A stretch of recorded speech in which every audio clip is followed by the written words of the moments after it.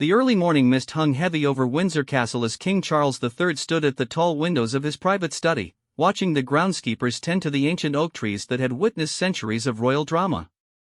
His weathered hands, marked by age spots and the weight of responsibility, clutched a steaming cup of Earl Grey tea. The steam rose like his troubled thoughts, disappearing into the cool air of the room that had become his sanctuary during these difficult months of his reign. The ornate mahogany desk behind him was scattered with official documents, each one demanding his attention, his signature, his approval. But, this morning, like so many others recently, his mind was not on matters of state or constitutional duties. Instead, it was consumed by a single, heart-wrenching question that had been tormenting him since he ascended to the throne following his mother's passing.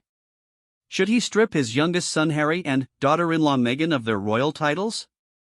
The question seemed simple enough on the surface, but Charles knew better than anyone that nothing in the royal family was ever simple. Every decision carried the weight of centuries of tradition, public scrutiny, and personal consequence. As he sipped his tea, the familiar taste brought back memories of countless mornings when his mother, Queen Elizabeth II, had faced similarly difficult choices about family versus duty.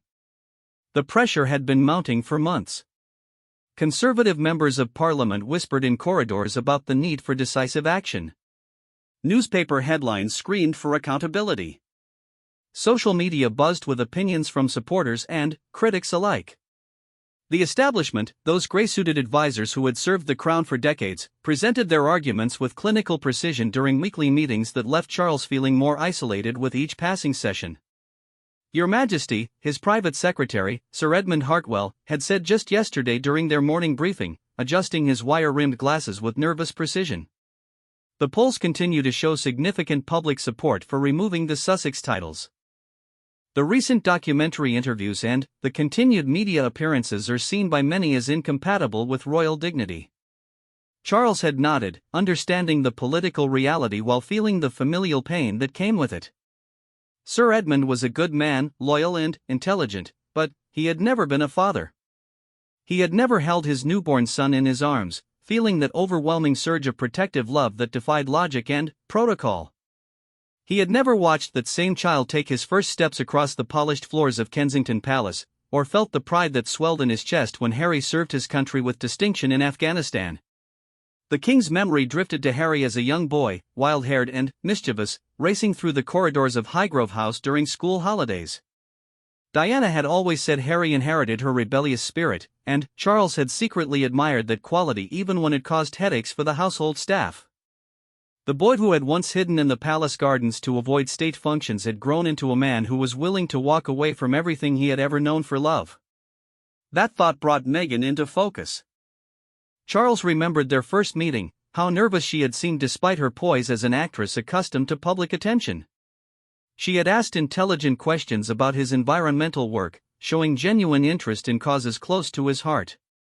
There had been hope then, real hope, that she might bring fresh energy to the royal family, just as Diana had done decades earlier. But, somewhere along the way, things had gone terribly wrong. The rift had not happened overnight.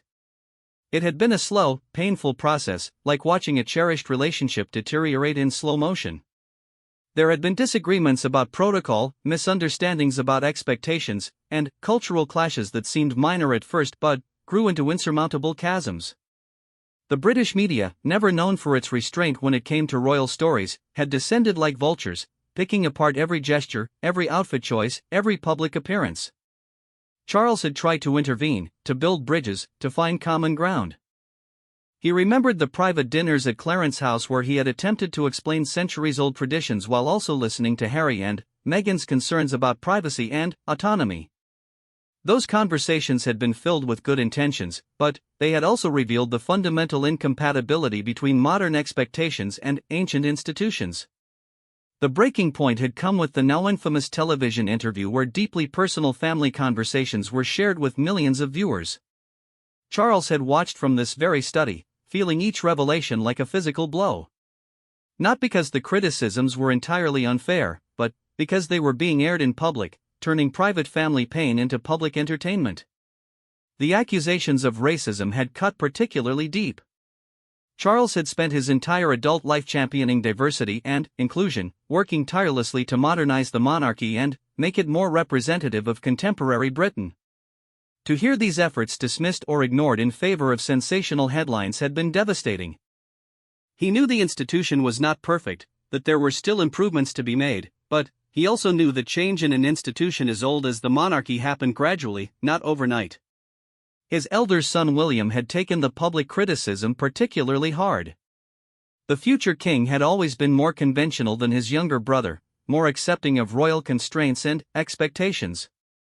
William saw Harry's departures from protocol as potentially damaging to the monarchy's reputation and stability. During their last private conversation, William had argued passionately for decisive action. "Father, they cannot have it both ways," William had said, pacing the length of the same study where Charles now stood. "They cannot criticize the institution while benefiting from its titles and prestige. The public will not stand for it indefinitely." Charles understood William's perspective, but he also remembered what it felt like to be the younger son, always standing in someone else's shadow, always expected to be supportive but never central. The dynamics between siblings and royal families were complicated by destiny and duty in ways that ordinary families could never fully understand. The king's thoughts were interrupted by a gentle knock on the study door. "Come in," he called, turning from the window. Lady Catherine Morrison, his most trusted advisor and one of the few people who dared to speak candidly to him, entered with a stack of morning newspapers under her arm. She had served the royal family for nearly 3 decades, beginning as a junior press officer under his mother and working her way up through intelligence, discretion, and an uncanny ability to navigate the treacherous waters of royal politics. "Good morning, Your Majesty," she said with a slight curtsy, her silver hair perfectly arranged despite the early hour. "I thought you should see today's headlines before the morning briefing." Charles gestured for her to sit in one of the leather chairs facing his desk while he settled into his own seat. Lady Catherine spread the newspapers across the mahogany surface like a tarot card reader revealing an uncertain future. The headlines told a familiar story.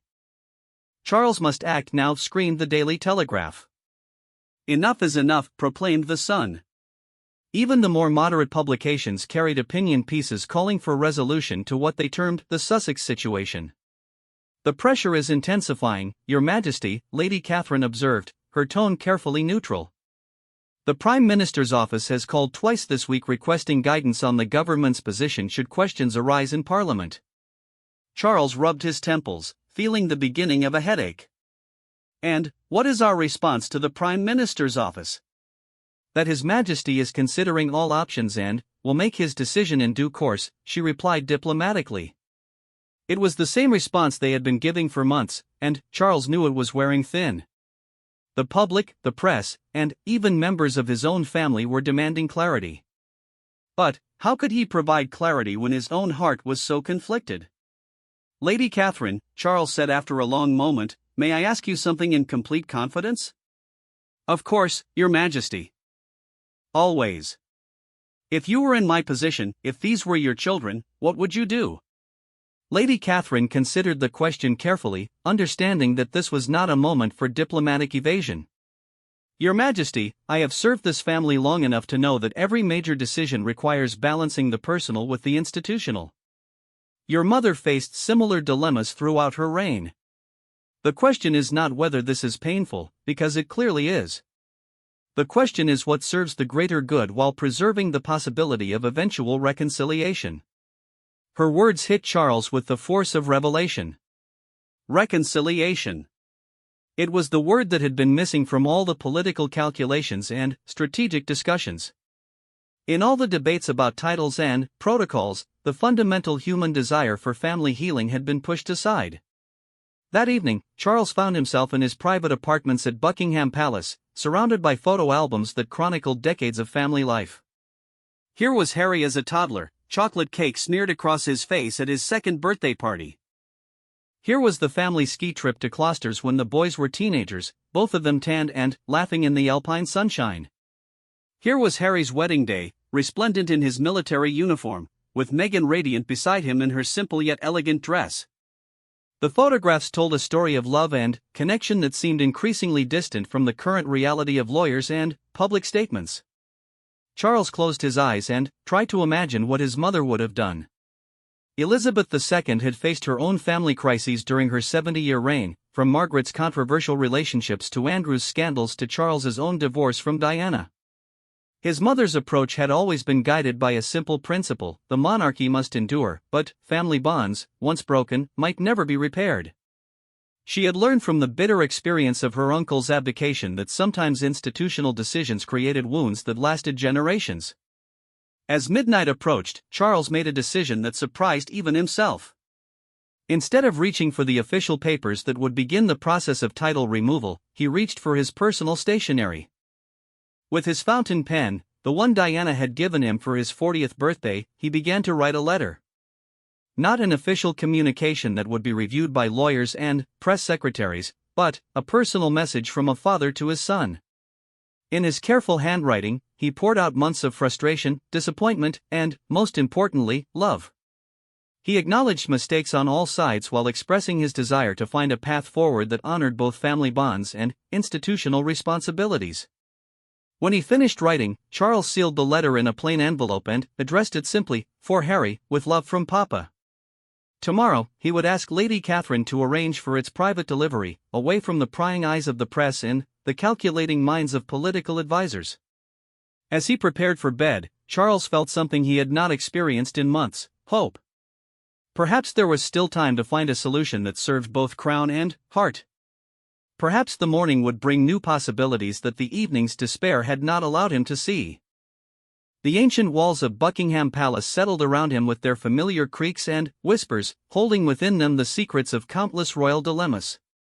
But tonight, for the first time in months, Charles felt that he might be writing a new chapter rather than simply managing a crisis. Outside his windows, London continued its restless sleep, unaware that their king had chosen reconciliation over retribution, hope over headlines. The morning would bring new challenges, new pressures, and new demands for decisive action. But it would also bring the possibility that love, in the end, might prove stronger than protocol. 3 days had passed since King Charles had written his heartfelt letter to Harry, and the morning sun cast long shadows across the manicured gardens of Frogmore Cottage in Windsor. The modest house, which had once served as Harry and Meghan's British residence, now stood empty except for the occasional visits from estate managers and security personnel. It was here that Lady Catherine Morrison found herself on this crisp autumn morning, carrying with her the sealed envelope that contained the king's personal message. She had insisted on delivering it personally, understanding the delicate nature of the communication and the importance of ensuring it reached its intended recipient without interference from the usual channels of royal correspondence. The irony was not lost on her that she was standing outside a house that had once represented hope for the Sussex family's future in Britain. The cottage, a gift from Queen Elizabeth II, had been lovingly renovated to provide a private sanctuary where Harry and Meghan could raise their family away from the intense scrutiny of palace life. Now it served as a melancholy reminder of dreams that had not quite materialized. Lady Catherine's phone buzzed with a text message from Harry, confirming that he was indeed at his friend's estate in California and could receive a private call. The time difference meant it was early evening in Montecito, where Harry and Meghan had built their new life among the rolling hills and celebrity neighbors who valued privacy above protocol. As she dialed the international number, Lady Catherine reflected on the journey that had brought the royal family to this moment of potential reconciliation. She had witnessed firsthand the gradual deterioration of relationships, the missed opportunities for understanding, and the media circus that had turned private family matters into public spectacle. "Lady Catherine?" Harry's voice came through the connection with a mixture of surprise and wariness. Even after all these months, there was still affection in his tone when he spoke to her. She had, after all, been a constant presence throughout his childhood, someone who had helped arrange everything from school trips to his military deployments. "Hello, Harry," she replied warmly, settling into one of the wrought iron chairs on Frogmore's terrace. "I hope I'm not calling at an inconvenient time." "Not at all. It's good to hear from you, though I assume this isn't a social call?" Lady Catherine smiled despite the serious nature of her mission. Harry had always been direct, a quality that had served him well in the military but had sometimes created challenges in the nuanced world of royal diplomacy. "Your father has written you a letter," she said simply. "A personal letter, not an official communication. He asked me to ensure it reached you privately." There was a long pause on the other end of the line. Lady Catherine could almost picture Harry processing this unexpected development, perhaps walking to the windows of his Montecito home that overlooked the Pacific Ocean, so different from the English countryside where he had spent his youth. "What kind of letter?" Harry finally asked, his voice carefully controlled. "The kind a father writes to his son when he realizes that protocols and procedures cannot heal what only love can mend," Lady Catherine replied gently. "He spent a long time writing it, Harry. I've never seen him struggle so much with words." Another pause, longer this time. Lady Catherine knew that trust, once broken, was not easily rebuilt. The Sussex family had legitimate grievances about how they had been treated, both by the institution and by the media. Years of feeling unsupported and misunderstood could not be erased by a single letter, no matter how heartfelt. "Can you read it to me?" Harry asked quietly. Lady Catherine had anticipated this request and had asked the king for permission to share the letter's contents if Harry preferred not to wait for physical delivery. Charles had agreed, understanding that immediate communication might be more important than maintaining the traditional formality of written correspondence. With the morning breeze rustling through the trees around Frogmore, Lady Catherine unfolded the letter and began to read in her clear, steady voice. She could hear Harry's sharp intake of breath as she read his father's acknowledgement of mistakes made on all sides, his expression of love that had never wavered despite their disagreements, and his desire to find a path forward that honored both family bonds and institutional responsibilities. "My dear son," the letter concluded, "I know that trust must be earned, not demanded. I know that we have much work to do to repair what has been damaged. But I also know that I love you and Meghan and my grandchildren too much to let politics and pride destroy what we still have the chance to rebuild. Your titles are not the issue here, Harry. Our relationship is. And I am willing to do whatever it takes to begin that repair, if you are willing to try as well." The silence that followed seemed to stretch across the Atlantic Ocean. Lady Catherine found herself holding her breath, waiting for Harry's response to his father's vulnerable outreach. When Harry finally spoke, his voice was thick with emotion. "I need to talk to Meghan," he said. "And I need to think about this. It's not that simple, Lady Catherine. There's been so much hurt, so many misunderstandings. The press, the palace statements that contradicted what we knew to be true, the lack of support when we needed it most." "I understand," Lady Catherine replied. "Your father understands too. He's not asking for an immediate answer, just the possibility of a conversation. A real conversation, not one mediated by lawyers or press secretaries." She could hear voices in the background, recognizing Meghan's distinctive cadence asking who was on the phone. The domestic normalcy of the moment struck her as both touching and tragic. Here was a couple who had once been welcomed into the royal family with such enthusiasm, now living an ocean away from the institution they had hoped to serve. "Lady Catherine," Harry said, his voice stronger now, "there's something you need to understand. We didn't leave because we didn't love the family. We left because we felt we had no choice. The constant criticism, the different standards applied to us versus other family members, the refusal to address obvious bias in media coverage. It wasn't sustainable for our mental health or our marriage. Your father knows that," she replied honestly. "He's spent many sleepless nights wondering what he could have done differently. The institution is large and sometimes slow to change, but that doesn't mean individual hearts cannot evolve more quickly."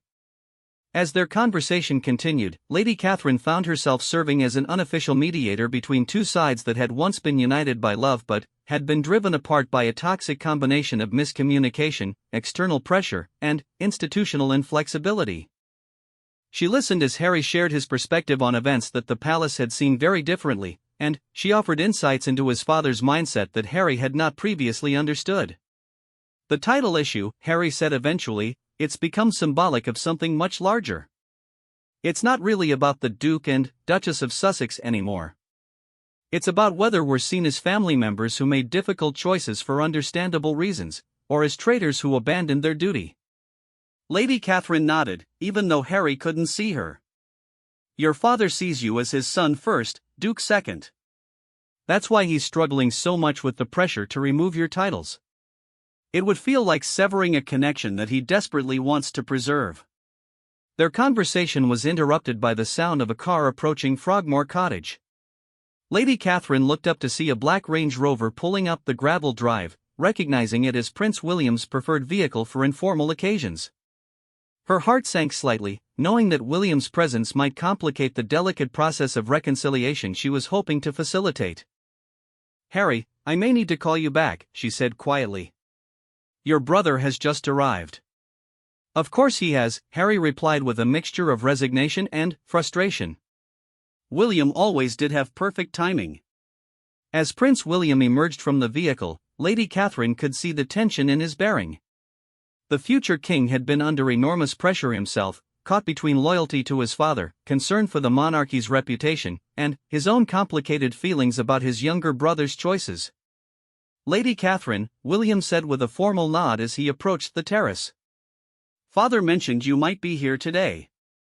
"Your Royal Highness," she replied, ending her call with Harry and standing to offer a respectful curtsy. "I was just completing some business for His Majesty." William's sharp eyes took in the letter still visible in her hands, and his expression darkened. "Business regarding my brother, I assume?" There was no point in dissembling. William was too intelligent and too well informed to be misled by diplomatic evasions. "Your father has reached out to Prince Harry privately," Lady Catherine confirmed. "He hopes to begin a process of healing." William ran his hands through his hair, a gesture that reminded Lady Catherine of the young boy he had once been, struggling with the weight of expectations that had been placed on his shoulders from birth. "Lady Catherine, you know I love my brother. You've watched us grow up together. But this situation has gone beyond personal relationships. The monarchy itself is at stake." "Is it?" she asked gently. "Or is that what we've been told by advisors who see everything through the lens of political calculation?" William stared at her for a moment, clearly taken aback by her directness. As the heir to the throne, he was not often challenged so openly, even by trusted family retainers. "The polls, the media coverage, the questions in Parliament," he said, ticking off each concern on his fingers. "These are not abstract political calculations. They represent real threats to the institution's credibility and stability." Lady Catherine gestured for him to sit in the chair opposite her, hoping that a less formal posture might encourage a more open conversation. "Your Royal Highness, may I share something with you?" William nodded, his expression still guarded but curious. "I've served this family for nearly 30 years. I've seen crises that seemed insurmountable at the time but ultimately strengthened the monarchy because they were handled with compassion rather than just political expedience. Your grandmother's response to Diana's death, for example. Initially, there was tremendous criticism of the royal family's reaction, but history remembers how she ultimately chose to honor public grief over rigid protocol." William's jaw tightened at the mention of his mother, but he remained silent, allowing Lady Catherine to continue. "The public is not as inflexible as the polls suggest," she said. "They want to see a royal family that embodies the best of human values: forgiveness, growth, the ability to admit mistakes and learn from them. Your brother and his wife made choices that many people can understand, even if they don't agree with how those choices were communicated. But they attacked the family," William said, his carefully controlled facade finally cracking. "They made accusations that painted us all as racist and uncaring. How do we come back from that?" Lady Catherine leaned forward, her voice gentle but firm. "By proving those accusations wrong through your actions, not your statements. By showing that the royal family can evolve, can acknowledge when things go wrong, can put family relationships above institutional pride." The conversation was interrupted by Lady Catherine's phone buzzing with a text message from Harry. "Can we continue our conversation later today? Meghan wants to be part of the discussion." William noticed her checking the message and raised an eyebrow. "Still in contact with California, I see." "Your brother is considering your father's overture," Lady Catherine replied carefully. "But he wants his wife to be part of any conversation about moving forward."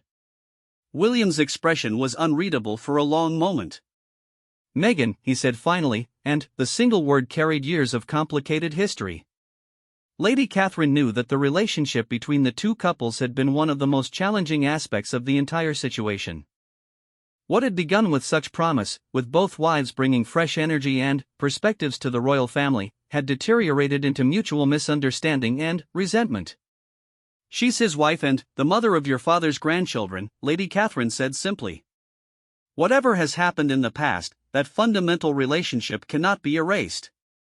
William stood abruptly and walked to the edge of the terrace, looking out over the Windsor estate that had been his playground as a child. When he spoke, his voice carried a vulnerability that he rarely allowed others to see. "Do you know what the hardest part is, Lady Catherine? It's not the public criticism or the media scrutiny. It's the fact that I miss him. I miss my brother. We used to tell each other everything, and now we communicate through lawyers and press statements." Lady Catherine felt her heart break a little for this man who carried such enormous responsibilities while still grieving the loss of the close relationship he had once shared with Harry. "He misses you too," she said softly. "He told me so during our conversation." William turned back to face her, surprise flickering across his features. "He said that? Family love doesn't disappear because of disagreements, Your Royal Highness. It may get buried under hurt and misunderstanding, but it's still there, waiting to be rediscovered." As the afternoon sun began to slant through the trees around Frogmore Cottage, William and Lady Catherine continued their conversation, exploring the possibilities that King Charles's letter might create. It was a tentative discussion, filled with conditions and concerns, but it was also the first time in months that the future king had spoken about his brother with anything approaching hope. When William finally left, Lady Catherine remained on the terrace, watching the shadows lengthen across the garden. She thought about the three men she served, each trapped in his own way by the weight of history and expectation, each struggling to balance personal desires with institutional demands. Her phone buzzed again with a call from Montecito. This time, when she answered, she heard two familiar voices on the line, Harry and Meghan, together, ready to begin what might prove to be the most important conversation of their lives.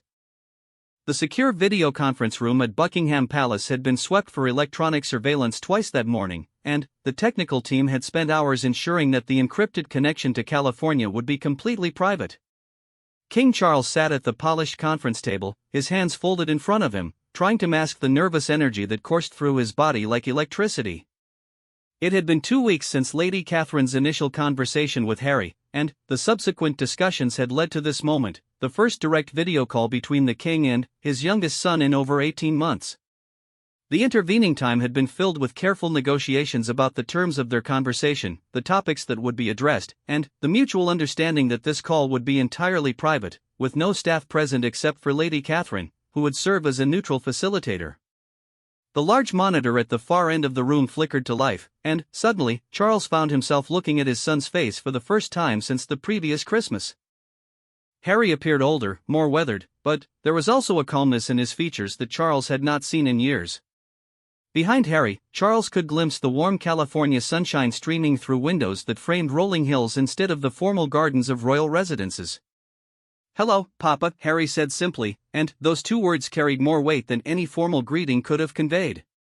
"My dear boy," Charles replied, his voice catching slightly on the familiar endearment he had used throughout Harry's childhood.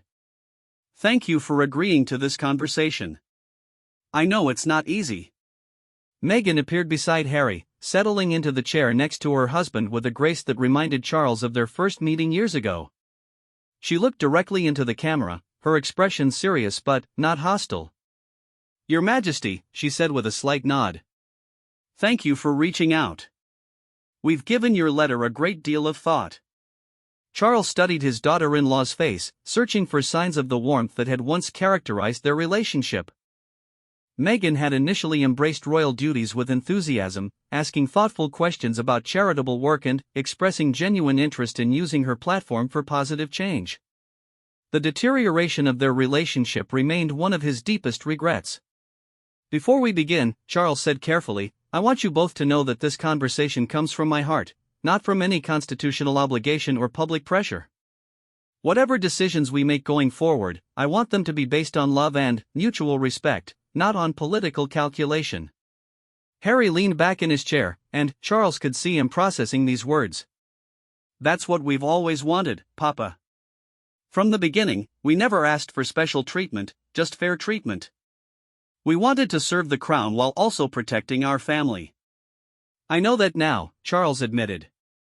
I think I've always known it, but I allowed other voices and other priorities to cloud my judgment. The institution has its demands, but it should never demand the sacrifice of family relationships. Lady Catherine, seated discreetly to Charles's left, watched the exchange with careful attention. She had facilitated many difficult conversations throughout her career, but none carried the personal stakes or the potential consequences of this one. Meghan spoke next, her voice steady but carrying an underlying emotion that suggested careful preparation for this moment. Charles, we need to address the elephant in the room. The accusations of racism, the claims about institutional bias, the way our concerns were dismissed or minimized. These weren't casual complaints or media manipulation. They were our lived experiences. Charles felt his stomach clench, knowing that this moment had always been inevitable. Meghan, I want you to know that I've thought about this every day since you spoke publicly about your experiences. I've examined my own actions, my own words, my own assumptions. I've also tried to understand how the institution's traditional approaches might have felt to someone coming from outside our culture and our expectations. And what have you concluded? Harry asked, leaning forward slightly. Charles took a deep breath, knowing that his next words might determine the entire trajectory of their relationship. I've concluded that intention and impact are not the same thing. I never intended for either of you to feel unsupported or unwelcome, but my impact clearly did not match my intentions. I failed as a father and as a leader to ensure that you felt valued and protected. The silence that followed stretched across the Atlantic, filled with years of hurt and misunderstanding. Charles could see Harry and Meghan exchanging glances, some wordless communication passing between them. That's the first time anyone from the family has acknowledged that, Meghan said quietly. Not the press office denying everything, not the courtiers explaining why we misunderstood, but an actual acknowledgement that our feelings were valid. Your feelings were always valid, Charles replied. I should have said that years ago. I should have done more to address the specific concerns you raised about media treatment and institutional support. Harry ran his hands through his hair, a gesture Charles remembered from his son's childhood when he was wrestling with difficult emotions. Papa, the thing is, we never wanted to leave. Even after everything that happened, part of us hoped we could find a way to make it work. But it felt like we were fighting the institution, the media, and sometimes even the family all at the same time. Charles nodded, understanding now what he had failed to grasp during the crisis. You felt alone when you should have felt supported. I see that now. The children, Meghan said, shifting the conversation to more personal ground. Archie asks about his grandfather sometimes. Lilibet doesn't really understand why she's never met you in person. That breaks our hearts. The mention of his grandchildren hit Charles with unexpected force. He had been following their growth through occasional photos shared in the media, but he had missed the everyday moments that grandparents traditionally cherish. Archie's first words, Lilibet's first steps, the bedtime stories and weekend adventures that create lasting bonds between generations. I think about them constantly, Charles said, his voice thick with emotion. I've missed so much already. I don't want to miss any more. Then, we need to find a way forward, Harry said, and Charles could hear a tentative hope in his son's voice. But it can't be on the institution's terms alone. It has to work for our family, for our values, for the way we want to raise our children. Lady Catherine chose this moment to interject gently. Perhaps we could explore what that might look like practically. What would need to change for you to feel comfortable engaging with the family again? Meghan and Harry looked at each other again, and Charles could see that they had anticipated this question and had discussed their response. First, Meghan said, there would need to be genuine institutional reform regarding media relations. We can't go back to a situation where false stories are allowed to stand uncorrected because addressing them might draw more attention.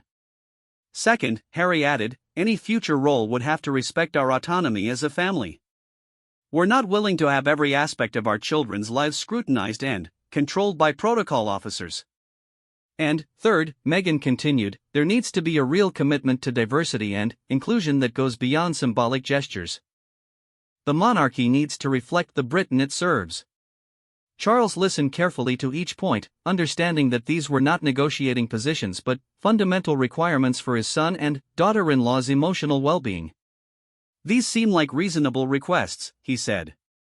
"More than reasonable, actually. They're the kind of changes that would benefit the entire institution." "But, would the establishment agree?" Harry asked pointedly. "Would the courtiers and the politicians and the press accept this kind of evolution?" "I'm the king now," Charles replied with a firmness that surprised even himself. "The establishment serves the crown, not the other way around.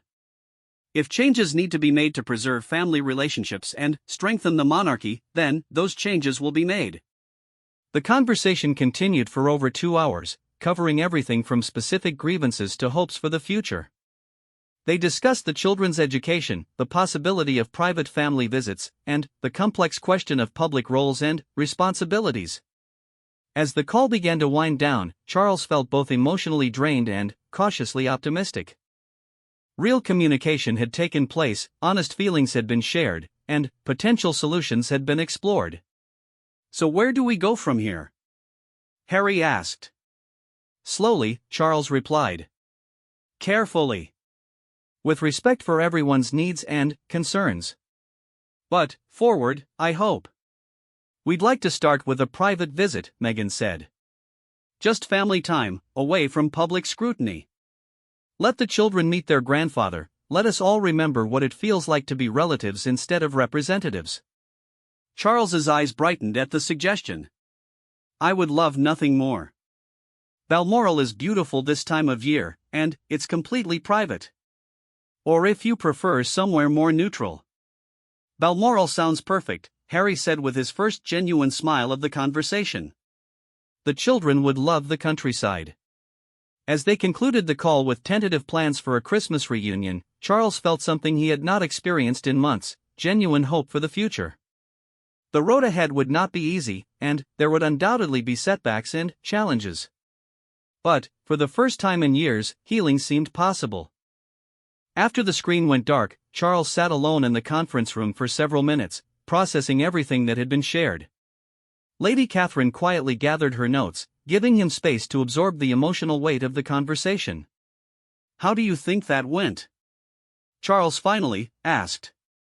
"I think it was honest," Lady Catherine replied.